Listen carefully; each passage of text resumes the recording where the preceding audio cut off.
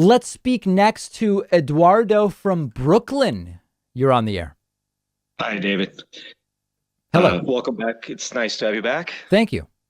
There is a question I've always been meaning to ask you, Really? and it's just, you know, the content of your show always kind of led me to want to ask you this. Why is it hard to put critical thinking into the curriculum of U.S. schools? I don't know that it is hard. I mean, I'm open to the idea that it's difficult, but I think it's more about I think there's a couple things going on. One, there's big political resistance to it in some states. And then number two, I think right now in most schools, particularly K through 12, everything's just kind of sliced up nice and cleanly in terms of what people teach. It's like, okay, this is the world of math. And then this is the world of science. And here we're doing language. And here's history. I don't know. I mean, I think media literacy would fall under media studies. Lots of schools have no media studies. So my guess is that also probably is an impediment to some degree.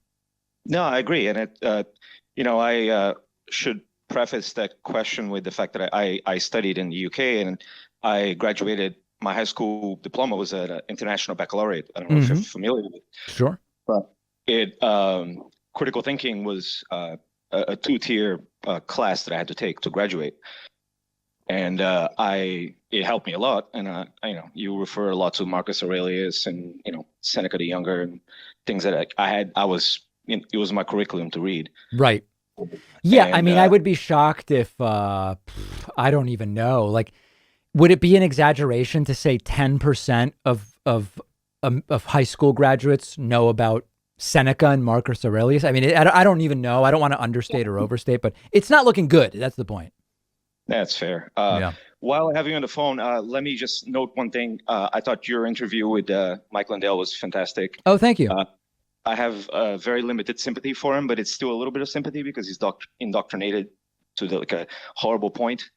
But yeah, he's so out of his mind. And, some people wrote to me and they said, David, sir, I was disappointed because you should have been taking each thing Mike Pillow said and crushing him and blah, blah, blah.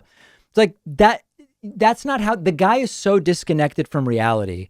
It was almost like a performance piece showing how disconnected from reality he is. If I start arguing about each thing, he loses his mind. It would be funny, but I'd get 4 minutes out of him instead of a half hour, No, you'd be adding nothing. And it's, I think it was just more interesting to see an interview that you're controlled, you take him seriously. Right. Or I'm pretending to take him seriously. Exactly. Yeah. No, right. I mean, he believes that you're taking him seriously. Yes. And at the same time, he exposes himself instead of you having to go on the attack. That's the idea with those. That's the idea. Yeah. I appreciate you seeing it for what I thought it was anyway. Yes. And David, thank you. Very nice to have you back. All right. Eduardo from Brooklyn. Great to hear from you. What a series of very solid phone calls today. I have to tell you guys, it's really been going quite well.